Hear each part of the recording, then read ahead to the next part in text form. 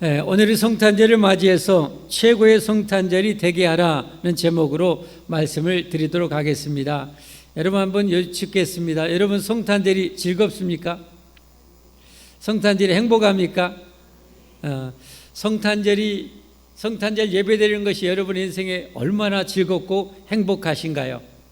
여러분 이 세상에 가장 비극 중에 하나가 있다면 저는 가치관의 혼동이라고 생각합니다.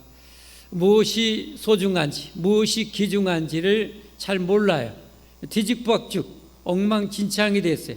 그래서 덜 소중한 것을, 진짜 소중한 것을 놓치고 그것 붙잡다가 진짜 소중한 것을 잊어버리고 잃어버리고 놓치고 사는 경우가 너무 많은 것 같아요. 참 마음이 아프죠. 가족도 참 행복하게 살아야 되는데 덜 소중한 것을 그 소중한 가족들보다 더 귀하게 붙잡으려고 하다가 소중한 것을 잃어버려요. 쉽게 말하면 여러분 들판에 다이아몬드도 엄청 많이 흩어져 있어요. 금덩어리도 많이 흩어져 있어요. 은덩어리도 많이 흩어져 있어요. 거기에 개똥도 있어요. 여러분 거기 있다면 여러분은 뭘 줍겠습니까? 여러분 정도면 아마 금덩어리보다는 다이아몬드를 아마 전부 다 주우려고 할 거예요. 왜냐하면 다이아몬드는 요만큼만 있어도 금덩어리 아마 이만큼도 비교 안 될 만큼 비싸겠죠. 그러니까 지혜로운 사람은 다이아몬드를 줍는 거예요. 그러나 애들은 뭘 줄까요? 닥치는 대로 줍든지 아니면 딱지 줍든지 개똥 갖고 놀든지 아마 그러겠죠. 애들은 그래요. 그러나 어른들은 다이아몬드를 주어요.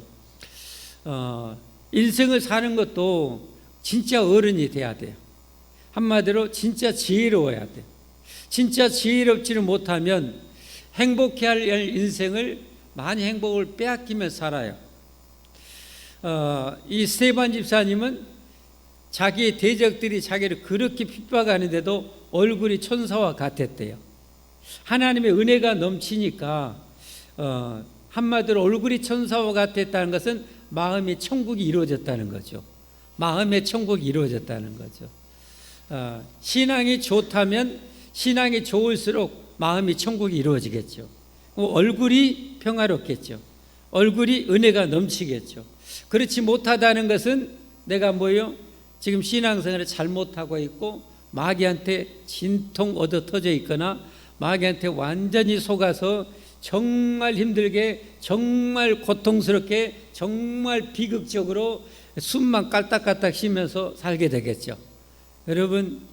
여러분의 삶은 어떻습니까? 여러분은 진짜 소중한 것이 무엇인지 알면서 진짜 기뻐해야 될 것을 기뻐하면서 살고 계시는가요? 진짜 귀중한 것을 귀중한 것으로 여기면서 살고 있는가요? 왜 제가 이런 말씀을 드리는가? 2000년 전에 여러분 인류를 구원할 구세주가 이 땅에 오셨어요. 우리를 죽음과 지옥에서 구원해요. 영원한 생명과 영원한 천국을 주실 구세주가 왔어요. 그런데 정말 끔찍할 정도로 놀라운 일은 그렇게 하나님을 섬긴다고 했던 사람들은 별로 기뻐하지 않았어요. 좋아하지 않았어요.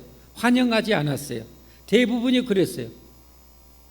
성경에 정말 충격적인 것은 이런 엄청난 구세주가 메시아가 탄생했는데 좋아하고 기쁘게 맞이한 사람은 성경에 보니까 두 종류만 기록이 되어 있어요. 그것도 한 사람 완전적 이방인. 오늘 동방의 박사들이 저 머나먼 이방인 박사들이 그 머나먼 길을 마다하지 않고 와서 그렇게 기쁨으로 황금과 유황과 몰약을 들여서 아기 예수님께 구세주께 감사와 경배를 드려요. 그런가 하면 당시에 가장 비천했던 목자들이 그 아기 예수님께 경배해요. 그러나 성경에 보면 지금 뭐라 말하면 총회장 목사님, 의리의리한 큰 교회 목사님, 장로님, 권사님, 안수 집사님이 예배했다는 말이 없어요. 기뻐했다는 말이 없어요. 여러분 좀 충격이 되지 않는가요? 예수님 곧 오실 재림의 때인데 예수님이 여러분 다시 재림하신다면 여러분은 어떻게 하실 것 같아요? 재림하실 예수님, 와, 우리 예수님 오셨다, 드디어 예수님 오셨다 하고 기쁘게 맞이할 수 있는 사람이 얼마나 될까요? 어머, 예수님 와버렸네. 돈 좀 더 벌어야 되는데, 어머, 아파트 저 큰 거 사야 되는데 예수님 와버렸네. 큰일 났다. 여러분, 그러지 않을까요? 오늘 여러분, 동방의 박사들은 이 아기 예수님께 경배하려고 그 머나먼 길, 그야말로 좀 개고생 다 하면서 그렇게 와서 아기 예수님께 경배하고 있었어요. 그런데 오늘 성탄절에 여러분, 예수님을 믿는다고 하는 성도들이 이날에 여러분 예배하지 않는 분들도 꽤 있어요. 피치 못할 사정이 있어서 못 드린 분도 있겠죠. 그러나 어떤 분들은 돈 버느라고 그럴 수도 있었겠죠. 심지어는 놀러 가느라고 예배 안 드린 분도 있겠죠. 여러분, 예수님 재림하실 때 우리를 정작 천국으로 데려가시려고 재림하시는데 그때 돈 벌러 가고, 그때 여러분 놀러 가고, 여러분 그럼 어떻게 되겠어요? 구원 절차 떠나보면 어떻게 되겠어요? 노아의 방주 문이 닫혀져 버렸죠. 노아의 방주가 누가 닫았어요?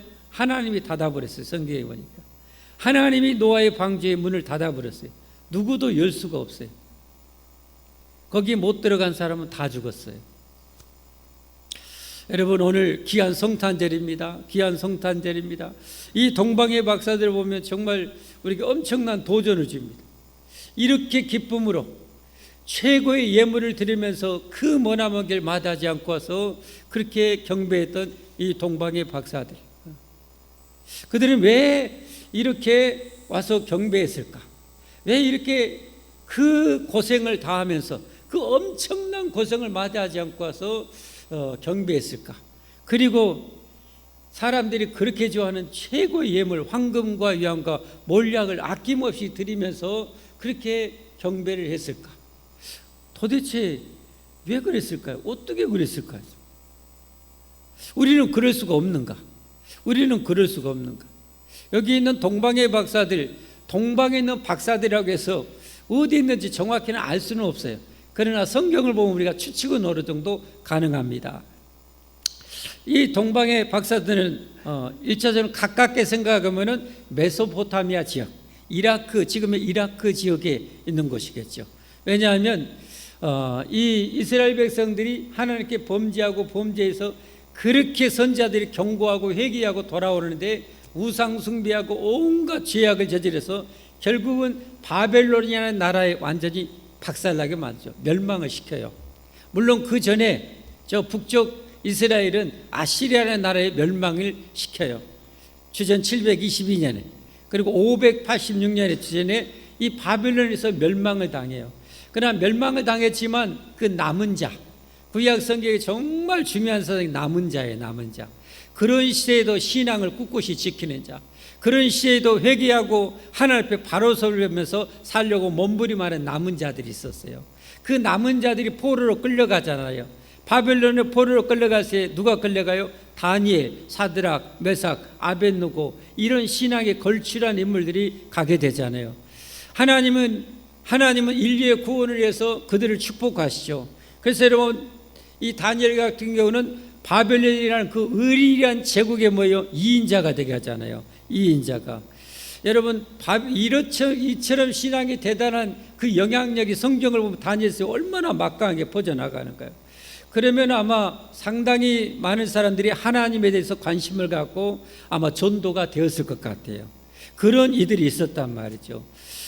그 후에 여러분, 이 바벨론이 멸망을 당하고 페르시아, 지금으로 말하면 인도를 중심으로 해서 페르시아 대제국이 또 이루어지게 되잖아요. 페르시아 대제국 때는 여러분 누구의 어떤 신앙에 걸출한 인물들이 있었는가요?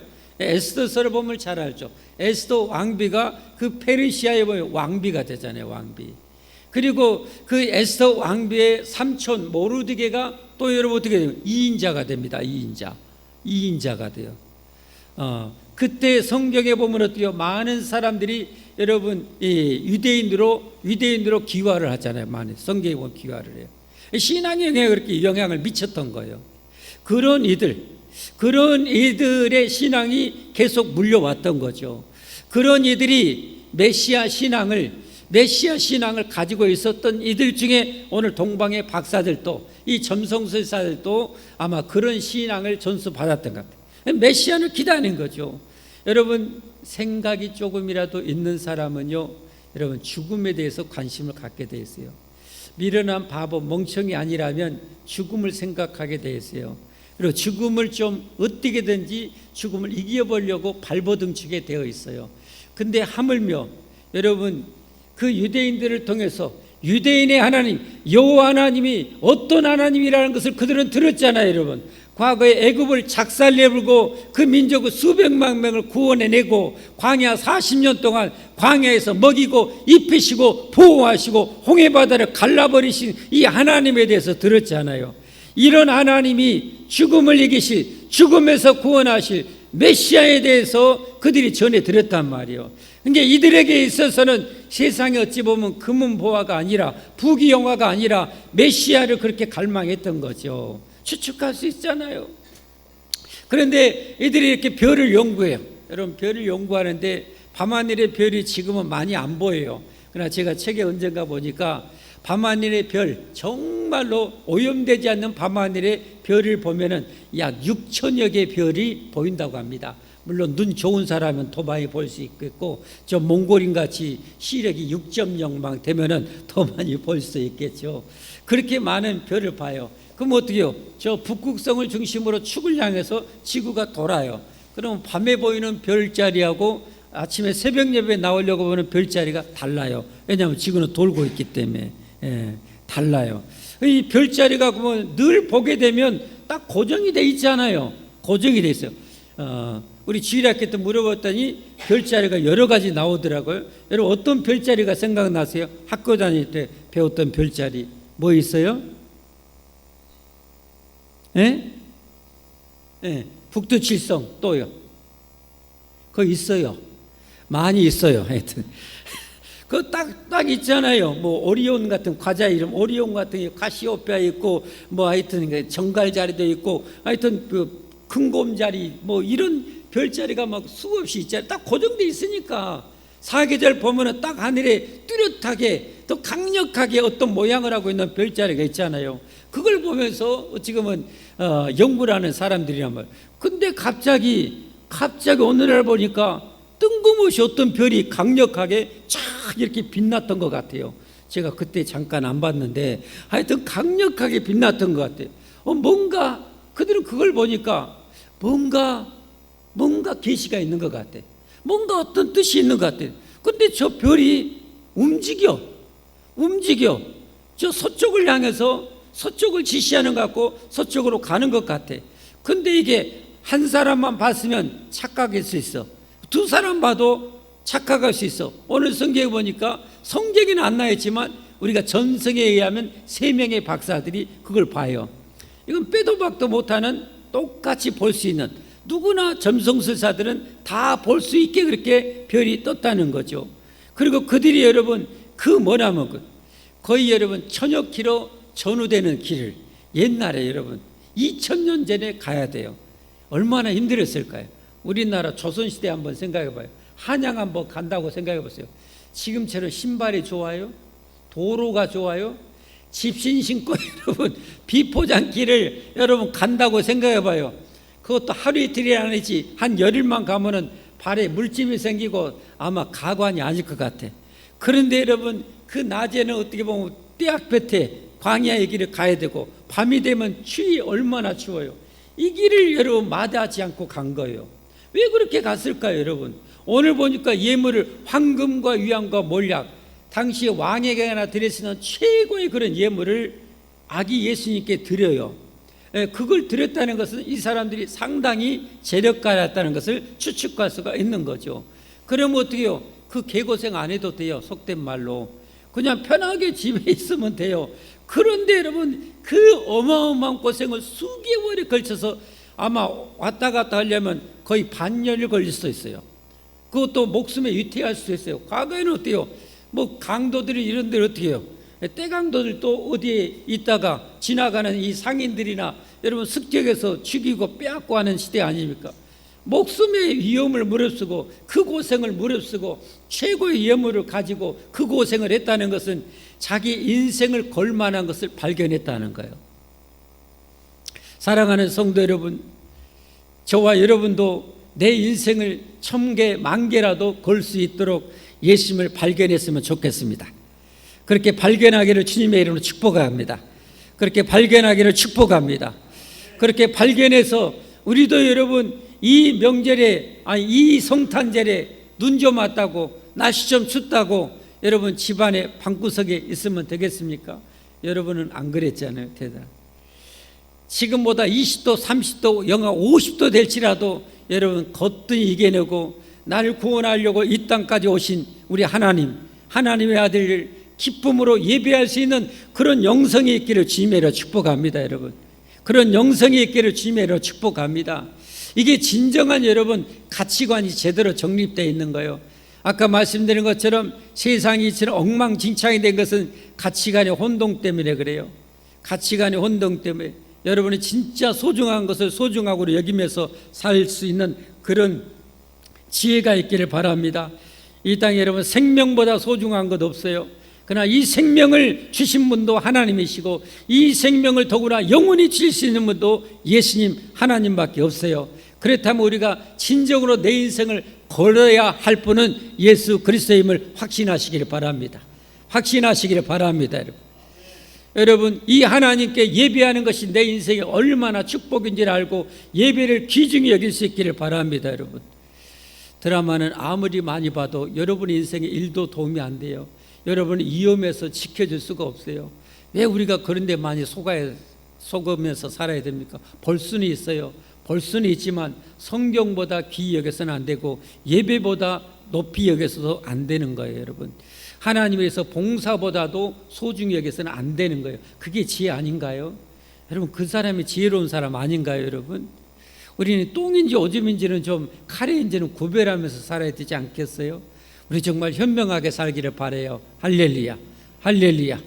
그런 의미에서 여러분, 오늘 이 성탄절에 하나님께 예배하는 여러분은 정말 지혜로운 분, 축복된 백성인 줄 믿습니다. 여러분, 그래서 그들이 이제 별을 따라서 왔단 말이에요. 작정하고 온 거예요. 안 올 수가 없었어요. 3명이나 같이 왔어요. 그래가지고 예루살렘에 도착해서 유대인의 왕이 태어났는데 어디 있냐라고 물어봅니다. 그랬더니 난리가 납니다. 더구나 이 악한 헤롯 대왕은 뭐 자기가 지금 왕인데 또 왕이 태어났다고 하니까 자기 왕의 자리가 위태할까봐 없애버리려고 난리죠. 그래서 묻습니다. 종교의 지도자를 불러가지고 성경에 오늘 성경에 보니까 유대인의 왕이 누구냐라고 물었는데 헤롯 왕은 뭐라고 물어본지 아세요? 그리스도가 어디서 나냐라고 물어봅니다. 그러니까 여기서 말하는 왕은 뭐예요? 성경에 예언했던 바로 메시아. 여러분, 그리스도가 뭡니까? 메시아, 구세주 아닙니까? 세상을 구원할 구세주, 우리를 죽음과 죄와 지옥에서 구원할 구원자, 구세주를 말합니다. 우리가 예수님을 그리스도라고 그러죠. 그래서 이걸 요약해서 예수 그리스도 그럽니다. 예수님을 그리스도라고 하는 거예요. 예수님이 우리의 그리스도이시기 때문에, 예수님이 우리의 구원자이시기 때문에, 예수님이 우리를 죄와 사망과 지옥에서 구원하실 구원자이시기 때문에 예수님은 그리스도, 이걸 예수 그리스도 이렇게 표현하는 거예요. 한번 따라서 합시다. 예수 그리스도. 예수님은 우리의 구원자이시다. 예수님은 나의 구원자이시다.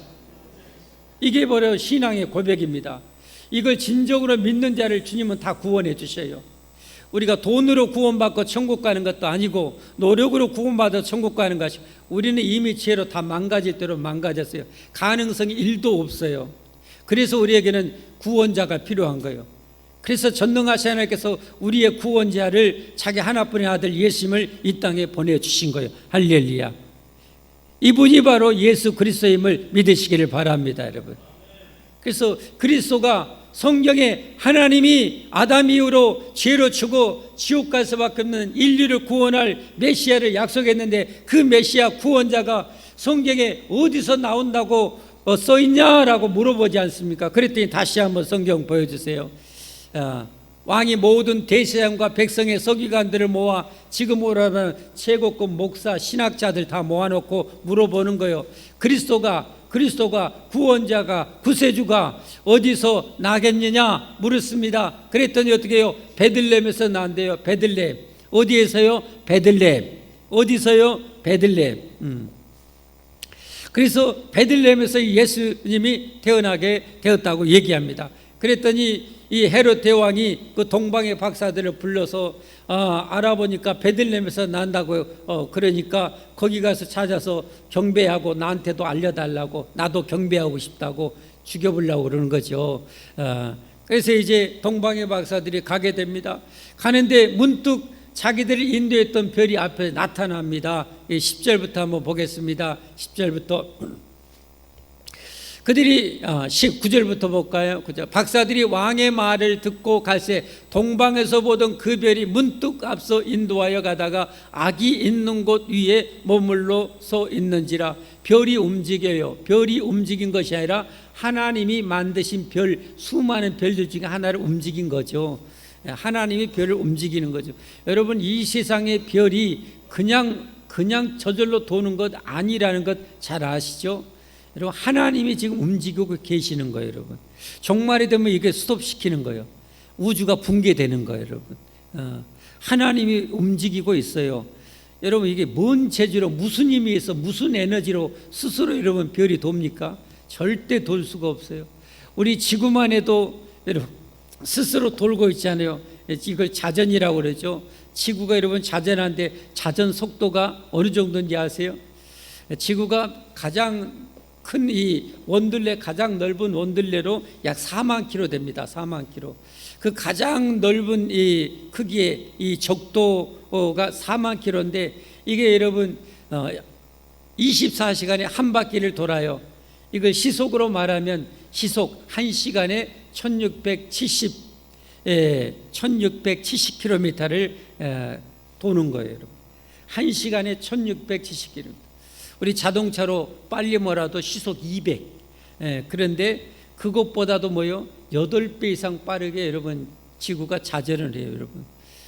무슨 힘으로 돌겠어요. 여러분. 지가 뭔 재주로 여러분 돌아요. 뭔 재주로. 하나님이 그렇게 돌리시는 거예요. 아멘? 믿으면 아멘 하세요. 하나님이 돌리고 있는 거예요. 그리고 어떻게 해요? 거기 주변에 또 달이 돌아요. 달은 지구에서 약 36만 킬로미터 떨어져서 여러분 또 달이 이렇게 돌아요. 지구를. 그리고 이 지구가 또 태양을 또 돌아요. 태양을 돌아요. 총알보다 수백 배 빠르게 여러분 또 돌아요. 여러분. 이게 이런 별들이 이 우주 안에는 바다의 모래보다도 더 많다 적다? 전체 물리학자들은 더 많대요. 그 많은 별들이 여러분 돌아요. 그냥 돌아요? 천만의 말씀. 하나님이 돌리고 있는 거예요. 그 많은 별 중에 하나를 오늘 어떻게 해요? 인도시키는 거예요. 쪼리. 별을 보고 앞서 인도에 가다 악이 있는 곳에 머물러서 있는지라. 그들이 별을 보고 한번 읽어봅시다. 저는 이 대목이 가장 참 감동적이에요. 같이 시작. 그들이 별을 보고 매우 크게 기뻐하더라. 여러분, 별 때문에 기뻐했을까요? 메시아를 만나게 되니까 기뻐할까요? 뭐겠어요, 여러분? 죽인지 똥인지는 알아야죠. 여러분, 별 때문에 기뻐해요? 별을 통해서 만날 메시아 때문에 기뻐한 거예요, 여러분. 메시아를 만나게 해주니까 기뻐한 거 아니겠어요? 메시아를 만나는 것을 저렇게 기뻐했대요, 여러분. 저는 그 표현을 보면서 생각해 봤어요. 오늘 성탄절에 여러분은 과연 어느 정도 기쁨으로 오늘 예배에 오셨는가 생각해 봤어요. 여러분은 과연 어느 정도 오늘 나를 구원하려고, 나를 죄와 죽음과 지옥에서 구원하시려고 이 땅에 오신 예수님, 그래서 십자가에 못 밟혀 죽기까지 나를 사랑하신 예수님을 내가 예배하러 왔는데 여러분 어느 정도 기쁨으로 예배하셨는가요? 여러분, 우리도 저런 기쁨으로 예배할 수 있기를 바랍니다. 다시금 말씀드립니다. 우리는 가치 있는 것을 가치 있게 여길 줄 알아야 돼요. 덜 가치 있는 것을 더 가치 있게 오판하면 안 돼요, 여러분. 진짜 가치 있는 것을, 최고의 가치 있는 것을 최고로 여기며 살 수 있는 지혜가 있기를 주님으로 축복합니다. 그렇다면 이 세상에 나에게 영원한 생명을 주실 예수님보다 가치 있는 것이 있을까요? 없지 않아요. 그러면 예수님을, 오늘 성탄절에 예수님을 여러분 예배하는 것을 우리가 최고로 기쁨으로 여기는 여러분과 제가 되기를 바랍니다. 이 동방의 박사는 이게 절대 헛되지 않았어요. 그들의 수고가 헛되지 않았어요. 그들의 기쁨을 보면 알아요. 그리고 11절에 그들의 예물을 보면 알아요. 11절에 보니까 집에 들어가 아기와 그의 어머니 마리아가 함께 있는 것을 보고 엎드려 아기께 경배하고. 자, 엎드려 누구한테 경배했어요? 누구한테 경배했어요? 아기예요. 아기. 어린 아기한테 경배한 거예요. 비록 어린 아이지만 나를 구원하실 하나님의 아들이라는 사실을 알고 엎드려 경배한 거예요. 경배하고 보배의 합을 열어서 황금과 유황과 몰약을 예물로 드렸다. 물론 이것은 그리스도의 삼직 왕, 선지자, 제사장을 예표하기도 합니다. 그리고 당시에는 왕에게나 드릴 수 있는 최고급 예물이기도 합니다. 동방의 박사, 여러분 많이 가졌다고 여러분 돈을 함부로 쓰는가요? 아니잖아요. 자기가 좋아한 것에 쓰죠. 없다고 돈 안 쓰는가요? 아니에요. 자기가 좋아하는 데는 또 잘 써요. 그러죠? 없어도 자기 좋아하는 데는 돈 잘 쓰고, 아무리 많이 있어도 자기가 안 쓰고 싶은 데는 땡전 한 푼 안 써요. 여러분 참 많이 가졌지만 이들은 황금과 유황과 몰약을 주님께 아낌없이 드렸어요. 왜 그랬을까요? 여러분 아까 황금과 유황과 몰약이 예수님의 삼직, 우리의 영원한 왕 마귀를 박살내고 죄를 완전히 끝장내시고 우리를 영원한 진리로 인도하실 왕이요 선지자 제사장으로 오실 이 주님, 한마디로 하나님이 목숨 바쳐서 우리를 구원하려고 이 땅까지 오셨단 말이에요. 그러니 이 하나님 앞에 뭐가 아깝겠어요? 그래서 아낌없이 드린 거예요. 여러분, 우리에게도 이런 능력이 있기를 바랍니다. 이런 은혜가 있기를 바랍니다. 세상에 정말 훌륭하게 살 수 있는 것 중에 하나 알려드리면 돈을 멋지게 쓰는 것입니다. 돈을 써야 될 곳에 멋지게 쓰는 사람, 그렇게 쓰고 사는 사람은 진짜 인생을 그래도 잘 사는 사람이라고 저는 여겨집니다. 엉뚱한 데는 돈을 많이 쓰고 베풀고 나누는 데는 인색하다면 그 사람은 인생을 잘못 사는 거겠죠. 우리 모두 돈을 정말 잘 썼으면 좋겠습니다. 이럴 때는 아멘도 잘 안 해요. 복 많이 받으세요 할 때는 아멘 소리가 크게 나옵니다. 내년에도 복 많이 받기를 주님의 축복합니다. 이렇게 아멘이 잘 나옵니다. 그러나 돈을, 그렇게 복받은 돈을 가장 가치 있게 유용하게 잘 쓸 수 있는 능력 받기를 주님으로 더 축복합니다.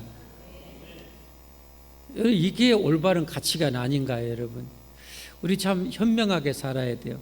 오직 하면 예수님이 우리에게 뭐라고 말씀해요? 너희는 뱀보다 뱀처럼 지혜로우라고 그랬죠. 뱀처럼 지혜로우라고 그랬죠. 마귀보다 우리는 지혜로워야죠. 할렐루야. 마귀보다 지혜로워야 마귀한테 안 속는 거예요, 여러분. 마귀보다 미련하면 마귀의 밥이 되는 거예요. 그러나 마귀의 위에 있으면 우리가 마귀를 어떻게 해요? 우리 밥으로 여기면서 이기면서 살게 되는 거예요, 여러분. 돈을 가치 있게 씁시다. 아멘. 말씀 맺겠습니다. 사랑하는 성도 여러분, 오늘 설교 제목이 뭐예요? 다시 한번 보십시다. 최고의 성탄절이 되게 하라. 여러분 오늘 설교를 들으시면서 저와 여러분 모두 혹시 이 성탄절에 하나님을 향한 사랑이 부족했다면 더 충만하기를 주님으로 축복합니다. 하나님을 예배하는 것이 억지였다면 이제는 정말 최고로 즐거운 마음으로 이 동방의 박사들처럼 최고의 정성으로 예배하는 그런 멋진 최고의 예배자가 되기를 주님으로 축복합니다. 여러분 우리는 정말 가치관이 제대로 정립이 돼야 됩니다. 하나님을 예배하는 것이 얼마나 축복임을 알기를 주님으로 축복합니다. 주님을 위해서 봉사하는 것이 얼마나 가치 있는 것을 알 수 있기를 주님으로 축복합니다. 헛된 데 우리 낭비하지 마십시다. 사랑하는 가족의 소중함을 또 귀중히 여길 수 있는 지혜가 있기를 바랍니다. 잃어버린 다음에 여러분 울어도 소용이 없어요. 곁에 있을 때 소중한 줄 알고 아끼고 사랑해주고 축복해주는 그런 지혜가 우리는 있어야 됩니다. 할렐루야. 그리고 우리 모두의 소중함도 잊지 않았으면 좋겠습니다. 믿음의 소중한 동역자가 있다는 것이 얼마나 축복인 줄 알고 서로 아끼고 사랑하고 살 수 있는 지혜가 있기를 주님으로 축복합니다. 함께 우리 찬송하겠습니다. 우리 동방의 박사들과 같이 우리 하나님께 최고의 찬양을 올려드립시다.